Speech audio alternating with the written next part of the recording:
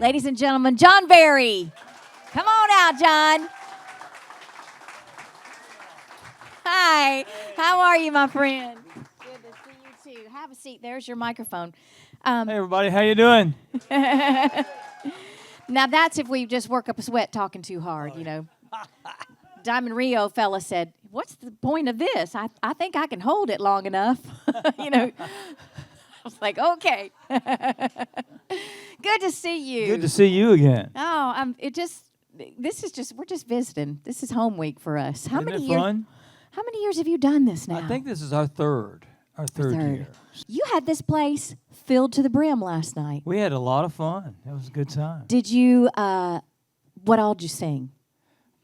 Yeah, that's going to be hard. What you're going to sing? What you're going to sing tonight? We're changing a couple songs for tonight. Oh, gotcha.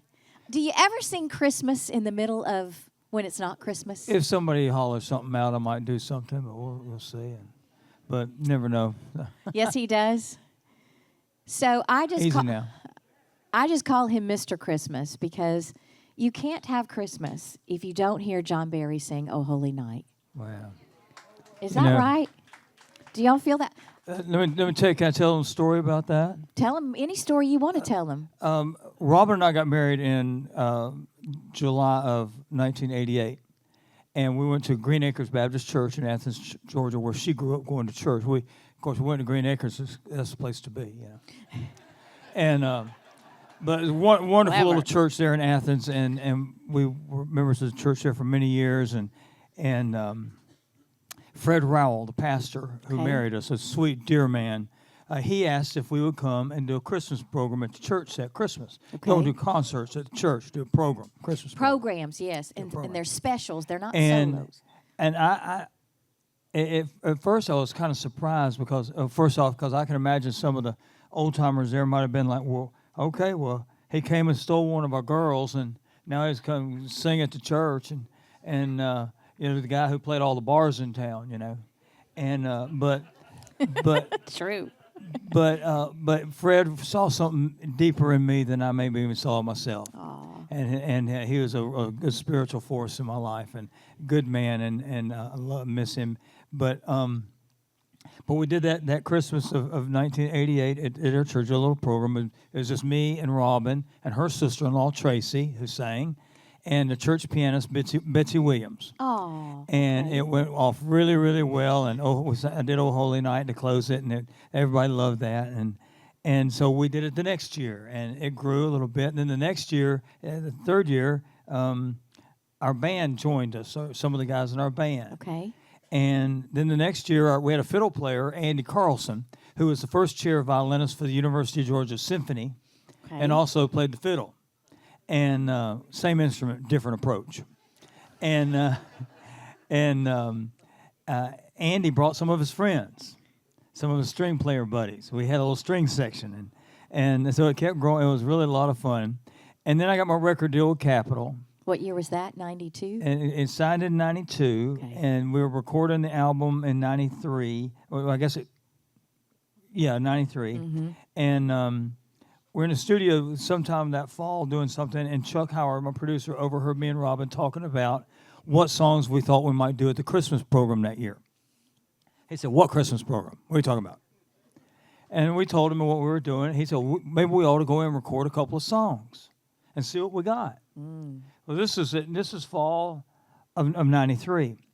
Next time we had really any time available in Nashville that we could do something like that was not until Fanfare of 94. Okay. So half a year later.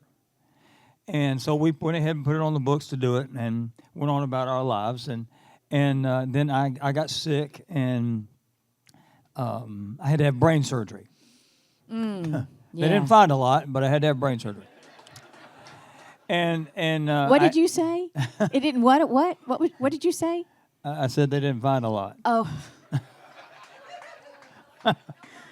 Oh, you. A lot of empty space there. No.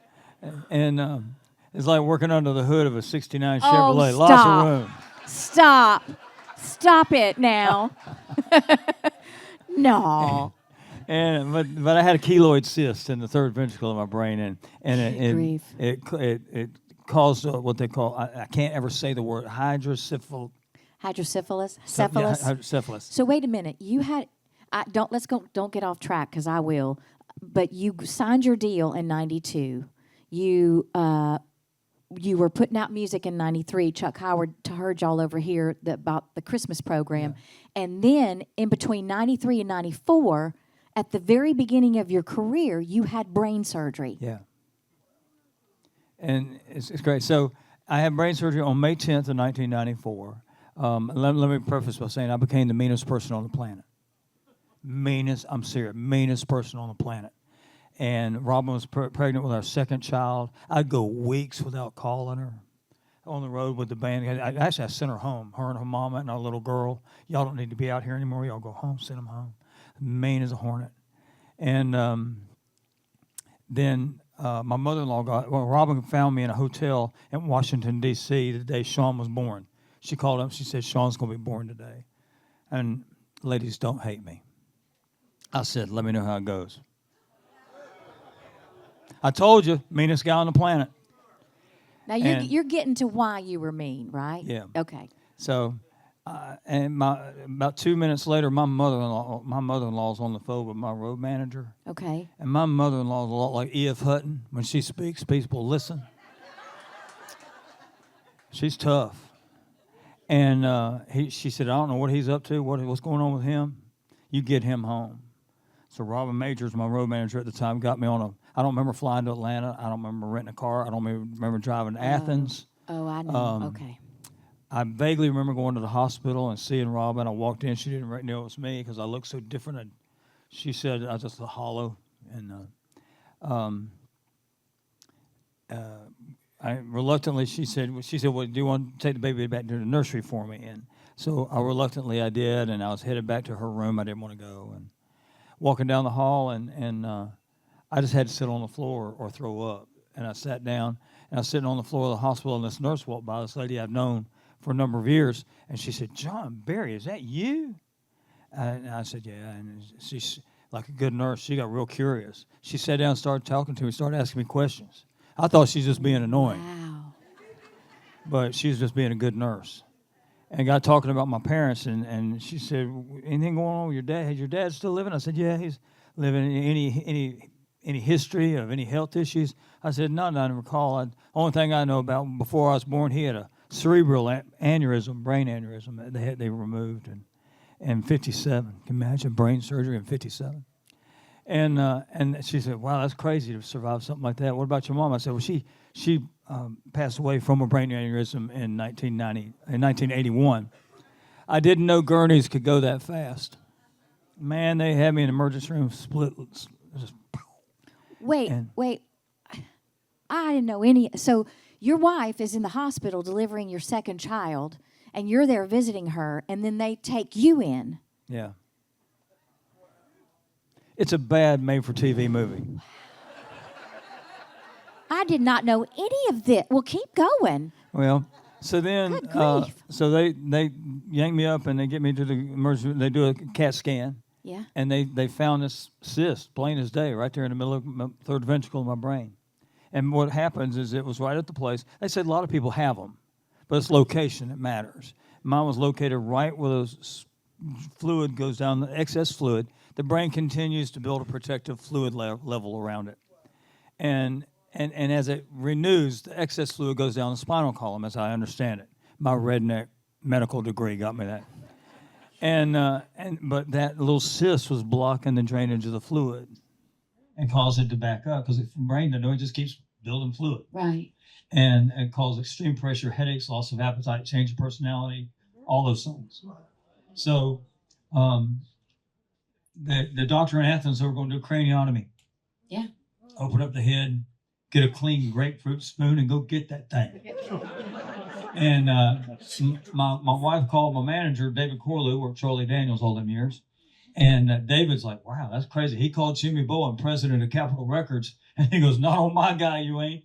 And he called a buddy of his at Emory University, head of Baptist, Nashville. Yeah, Baptist, Nashville. yeah. He called a buddy of his, the head of pediatric neurology in Emory University in Atlanta.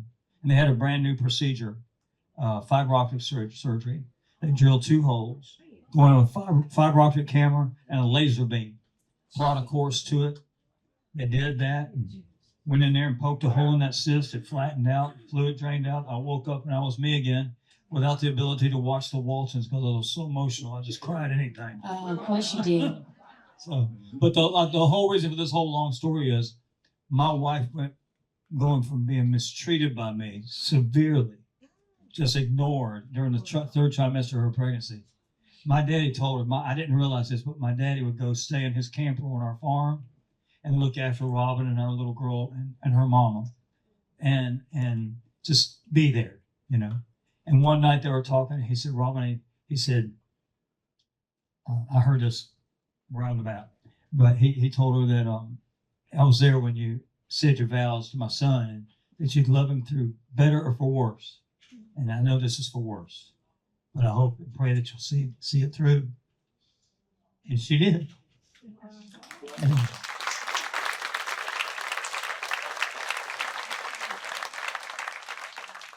And she's the one that knew, well, your mother-in-law said something is wrong, something is off. Yeah. Get him and bring him home right now. Because it wasn't you. Yeah. You weren't being you. Yeah. So I ended up they scheduled a surgery at Emory University for May 10th of 1994. And I went into surgery at about 6:30 in the morning. And I got out about 10:30 or so. And the first thing I said is, how'd my song do? Your Love Amazes Me was climbing the chart like a rocket all of a sudden. Wait a minute. And I had my first #1 record the morning I had brain surgery, May 10th, 1994.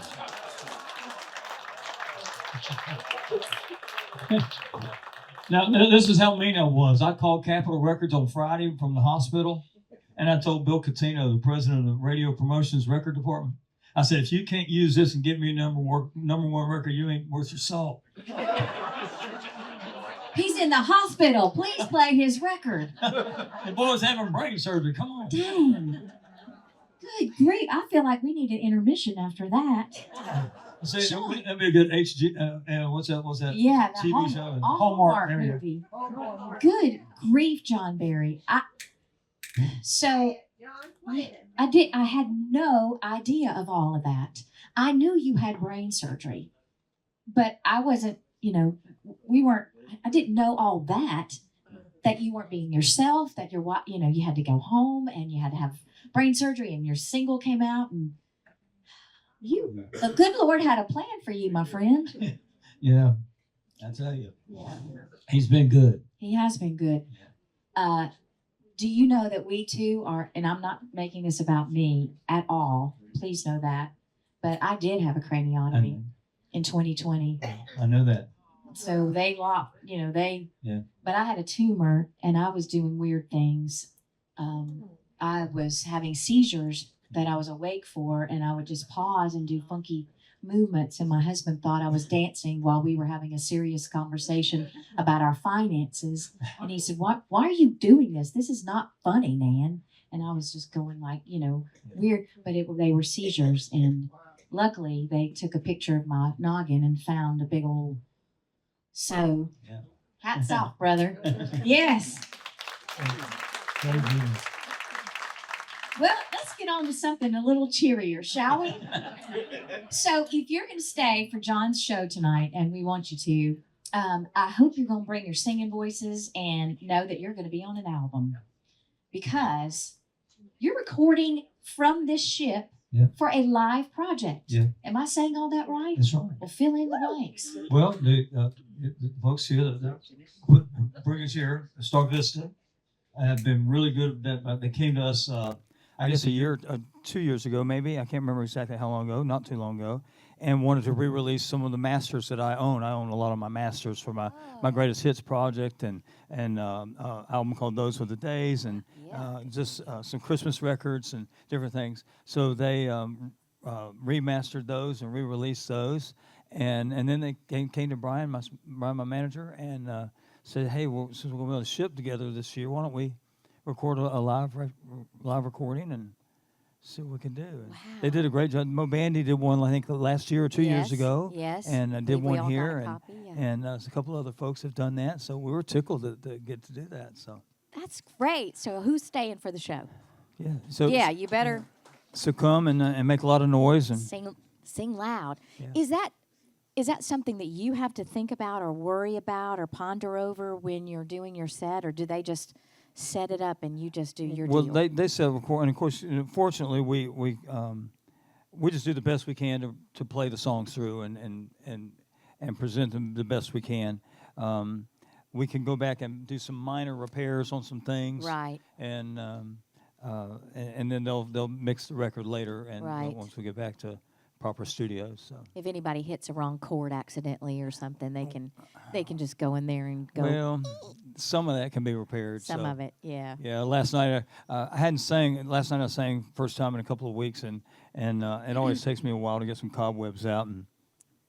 And after the second song, my first single, "She's Got a Mind of Her Own," I said, Yeah. "Well, that take won't be on the record." I can tell you right now it won't be, but I'm feeling pretty good about tonight, so we'll have a good show. I got to visit with you during Music Fest, which was the former CMA, Yeah. for the former fanfare Yeah. this past year. And I ask you because I think your voice is such an instrument. And, on top of overcoming your brain aneurysm, you fought throat cancer. Yeah. And you would never know it when you hear him sing. I've heard him sing several times since then. And I said, as a singer, I'm always curious. I ask everybody, how do you keep your instrument in check and working and ready to go and in shape? You told me that you said sing more. You said sing every day or something like that. That's the biggest thing, is just to sing. Sing every day. The worst thing for me is to not go out and sing. It's like Christmas tour. We always, this year will be our 29th year doing Christmas tour, and Wow. the past 4 or 5 years we've been fortunate to go to Sugar Hill, Georgia, which is a suburb north of Atlanta, and we sit at the Eagle Theater, it's a little 600-seat theater, fabulous room. And we load in there on the Sunday before Thanksgiving and rehearse all week, and then do the first show there the day after Thanksgiving. And so I try and sing as much as I can before we load in up there, but we'll load in and we'll start rehearsal sound check on Sunday night. And Monday, it always gets a little scratchy. Tuesday, it starts getting better. I always have a steroid pack get me through. And but then, by the time we get the first show behind us, it starts to really clear up good, and then it just keeps getting a little stronger and stronger every night. And unless there's a cold involved or something like that, but the more I sing, it just continues to.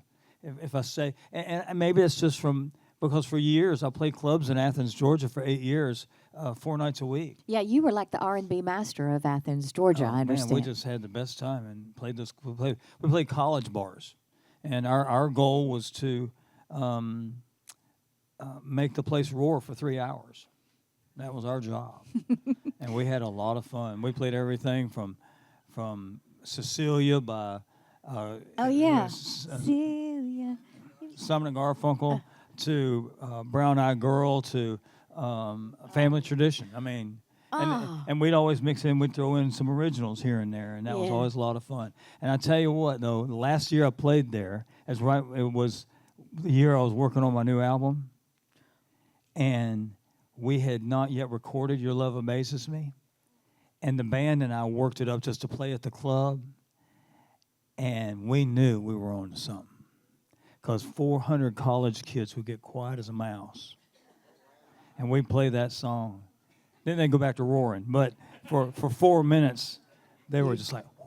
And then they start requesting it, And we knew we had something really special with that. Well, dive off there, if you will. I mean, did you actually get discovered in these bars? Am I remembering that right? Well, like I said, I played those clubs for 8 years. And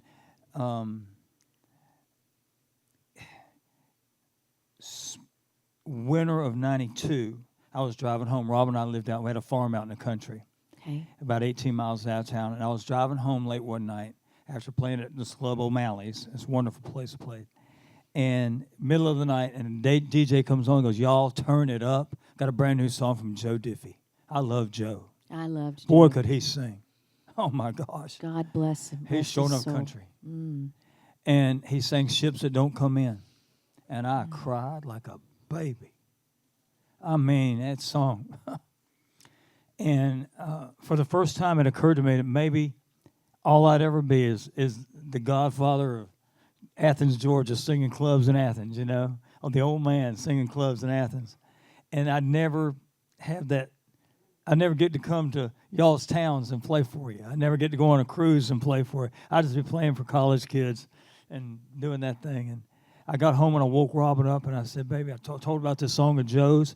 And I told her I'd dreamed bigger than this. I mean, by that time, I'd already recorded 6 albums on my own.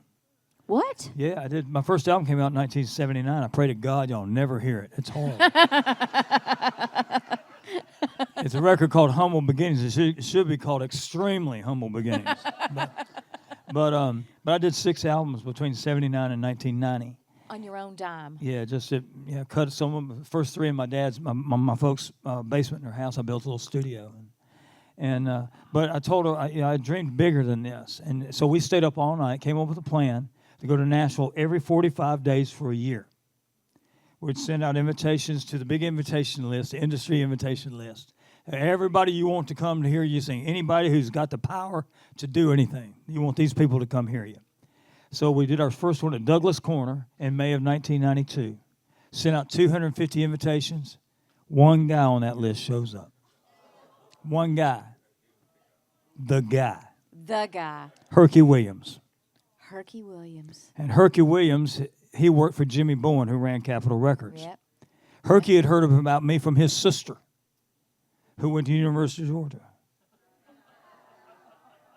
And he'd come down to see some friends of ours play, the Normal Town Flyers. Great band. Oh, my gosh, they're so good.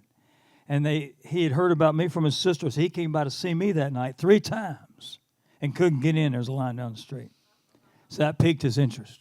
I guess it did. So he came to see us at Douglas Corner, and there was a handful. I kind of prayed nobody would come because I want to be sure we sounded the same in Nashville as we sounded in Athens, you know. And our wish came true. No one came. But Herky, there was a few locals that were there, you know, like always. But Herky was the only one on that list of 250 people. And afterwards, he came up and talked to us, and we were stoked. We went out to get a bite of breakfast at the official musicians restaurant, Waffle House. Mm-hmm. And he said, I'll be in touch with you in the next couple of days, and we'll get together and see what we can do. Well, I didn't realize. He called me the next morning. He said, Bowen wants you to come over to his house for brunch. We were already back in Athens. Did you turn around and come back? back? We went home that night. We couldn't afford to stay in Nashville. So we went home. But so they ended up setting up a little showcase or a couple weeks later with Jimmy Bowen and David Corlew, who worked for Charlie Daniels and represented Charlie, and his partner, Mr. O'Grady, and Herky, and John Huey from CAA Artists, and these great guys. And they came and played for Bowen, and Bowen he just loved it. And we chatted for a few minutes, and he said, well, Johnny, he said, I guess you come here looking for a record deal. I said, yes, sir, I did. He said, Corlew, you going to represent him? And David looks at me. I looked at him and said, let's go. And he said, yes, sir, looks like it. He said, well, you call me in the morning. Let's put this deal together. And with that, he walked out of the room. And I said, what just happened? and it's really funny. Mr. O'Grady was an Irishman who was David Corlew's manager, or David Corlew's business partner for Corlew O'Grady Management. He was a true born-in-Ireland Irishman. He started off as a door-to-door country store snuff salesman. He ended up retiring as president of U.S. Tobacco.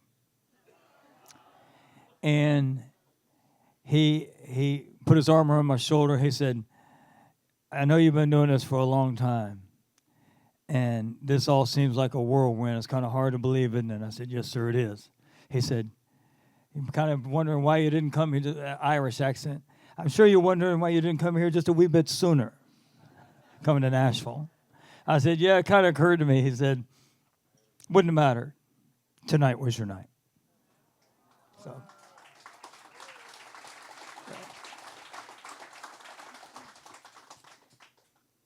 I can't follow that. My gosh.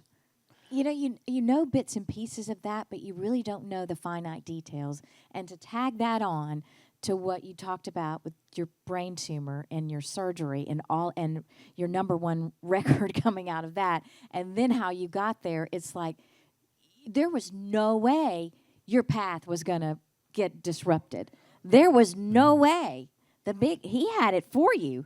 Well, He laid the plan out for you and just God has been faithful. amen. And the Satan has tried to derail me time and time again from I'm sure probably some of you noticed I walk with a limp. I got run over by a car in 1981. I was riding a motorcycle through a parking lot. Lady ran a stop sign, hit me, and broke both my femurs and my left hip. I didn't know And that either. This leg is about 1.5 inches shorter than the other one because it fractured it right here, crushed it. Didn't know that either. Yeah, so it's weird, and I waddle like a duck because this foot kind of sticks out. That's all right. And It's all right. but so there was that back when I was a kid. I mean, I guess I'd done my first 2 little independent records, Humble Beginnings and then Nighttime, and but I just and after that wreck, I was working at a plant, a company called Herman Miller, built office partitions and furniture, based in Michigan.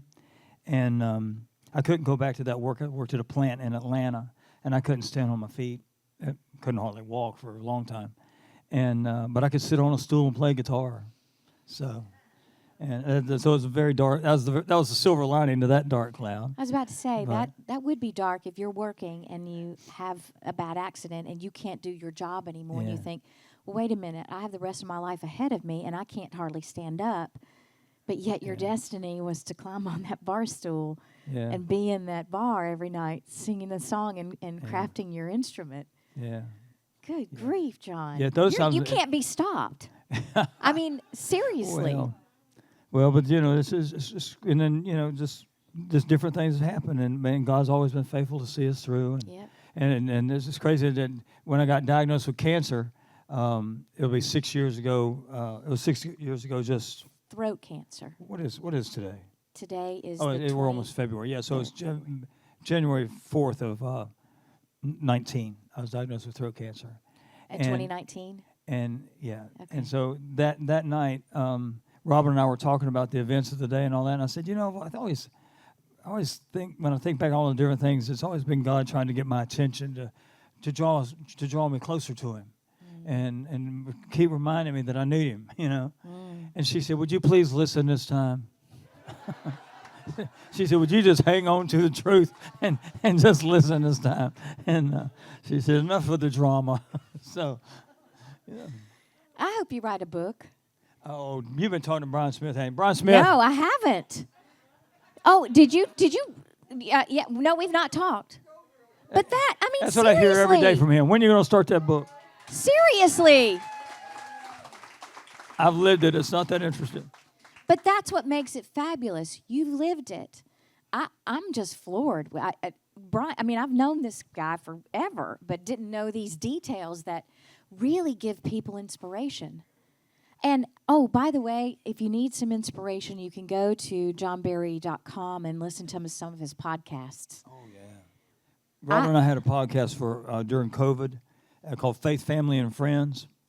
And basically it was just we'd have friends come and just have conversations about their lives and how their faith and their family and their friends had influenced their lives and their careers.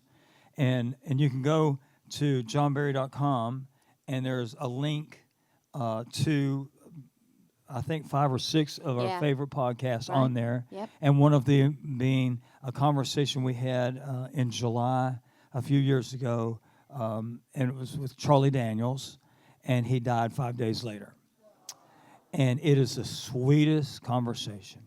He mentions being in heaven 4 times, I think it is, in the first 15 minutes or 20 minutes of the conversation. And I couldn't listen to it because I recorded these and I would edit them right there at my house. And usually I'd record them and in a week or so go back and edit it and put it together. I couldn't even go back and listen to it for months. And finally I did, and I left every that Charlie uttered because that was all there was. and I cut out all the stupid stuff I said, but I left every sound he made. And Robin, of course, asked some great questions to Charlie. And when I first signed with Capitol, David Corley was my manager, and that was Charlie's manager. So yeah. I had an opportunity to learn a bit from Charlie over the years, and he was always very, very kind to us, and he was so gracious to do that little podcast with us. I encourage you, if you want a little inspiration, go listen to Charlie and talk about how much he loved Miss Hazel and his farm there in Mount Juliet, Tennessee, and the people of Mount Juliet, and how much he loved y'all. Oh, he talks about the fans that come to see him play and how much he loved them. It's a great conversation. That makes me cry right this minute. And there's nobody in our world that to me was a bigger patriot and a bigger stand for what you believe, and don't mix any words, and where I stand. Yeah. And that was Charlie Daniels, and I will never forget the day he died, and the tears. You were his friend, and I was his colleague, but it was as though he was my family member. Grandpa. All of ours, and there's no one that can ever fill his shoes, John. And he really mentioned heaven 4 times in your I think that's right. It's at least 3, but I think it's 4 times in the first 20 minutes of the conversation. Talked about being in heaven, but no place he'd rather be. Wow. If he's got, what was the name of his farm there in Mount Juliet? The name of the farm?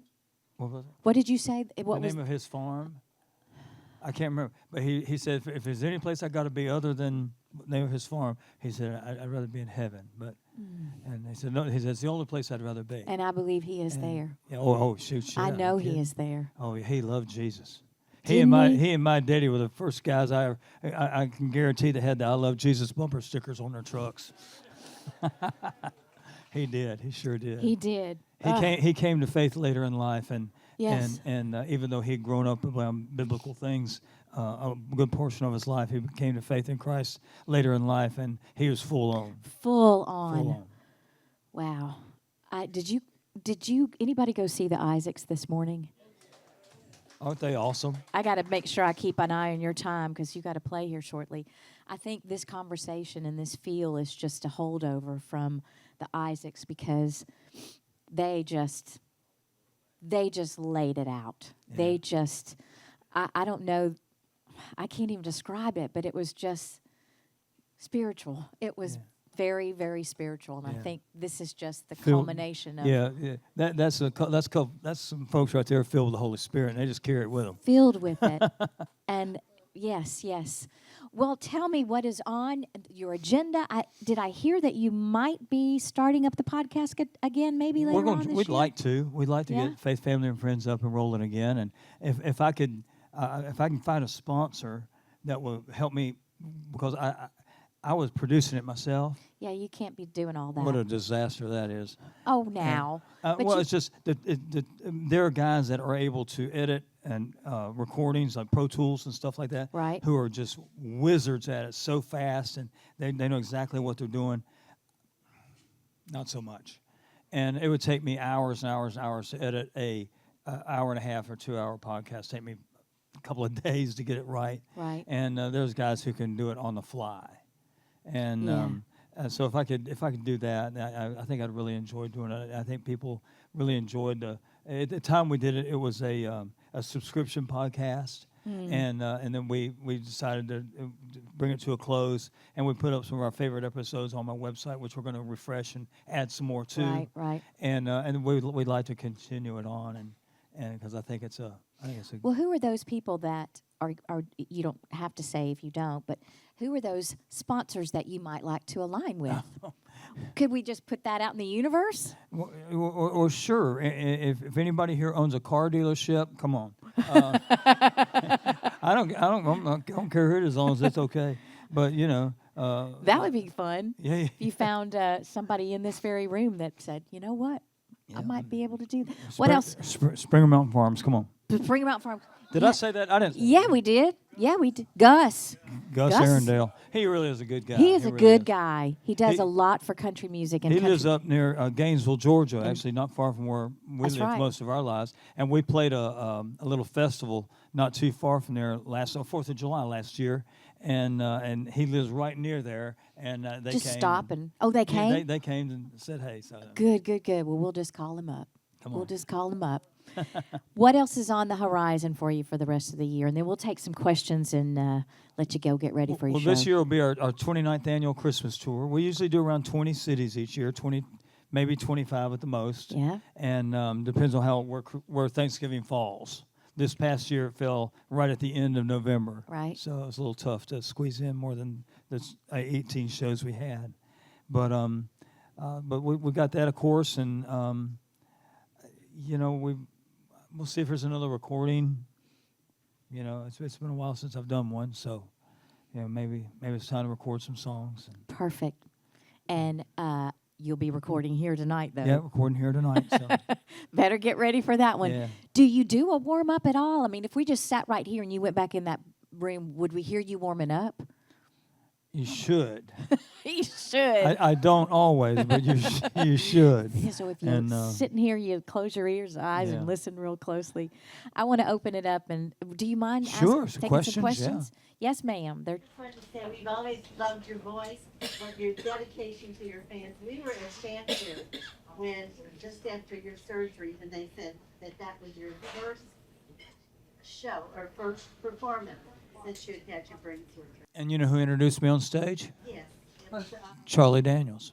it Charlie? Or Yeah. somebody else you came out? Maybe it's somebody else with him, but Charlie. Matter of fact, we have a picture because I was so emotional. I mean, it was like I said, I couldn't watch the Waltons; it'd tear me up, and it was so emotional. Charlie introduced me, and they had a big plaque for my first #1 record and all that. And there's a picture of big old Charlie just engulfing little old me, and a big old bear hug, and it's just precious. So I thought they said you came right from the hospital. Did you that day, or were you? I'm sorry I couldn't hear you. Did you come right from the hospital, or had? No, because the surgery was on May 10th and Fanfare was in early June, so it was. I'm sure I'll look like it. So You would have never done your performances. Yeah. Wonderful. You love amazing. yeah, thank you. Yes, dear. You touched real quick on the story of the resident that was there when you had your brain surgery, and then who was there again when you had your throat surgery?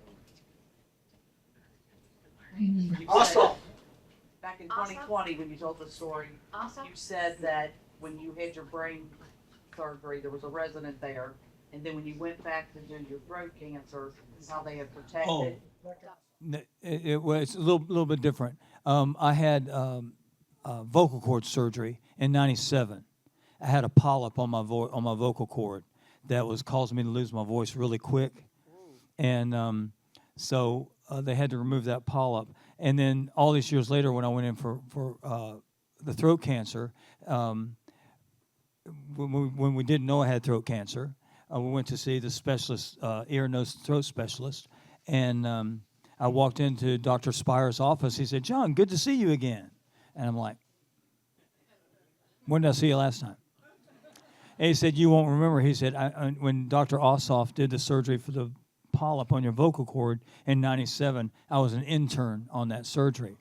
So instantly, there's this level of, okay, hey, I mean, everyone's voice is important. At least he understands what I do for a living, And so it was just, it's amazing that how sometimes sometimes you don't know the people that God puts in your path amen to that. to look after you. And some people call those angels. I don't call those angels. I think it's just God's blessings that he pours out. But That's right. it was really quite amazing. It really gave us just a whole level of confidence. Yeah.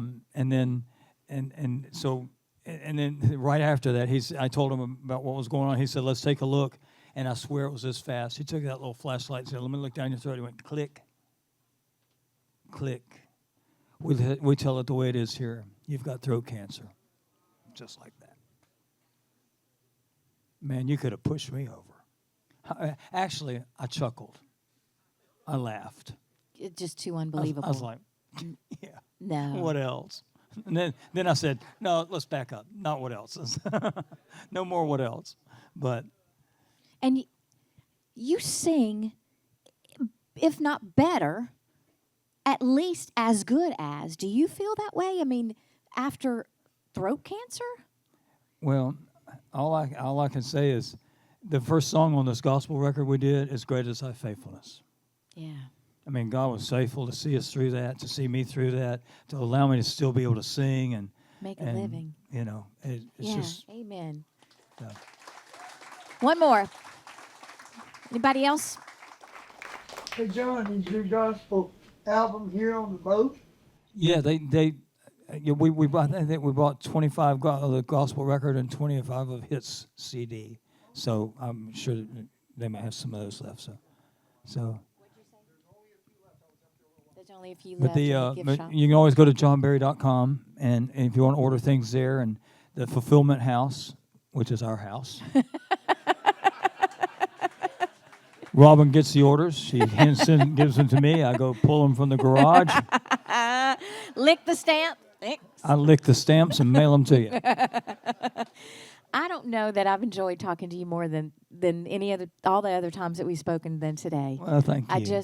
I thought that I know and I remember and I care, but then you learn something new and then you dive deeper and you really, get a stronger bond and love the people that are on this ship for something even deeper than you came for. Yeah. So thank you, John Berry. Well, thank you. Thank you, everybody. John Berry. Yeah.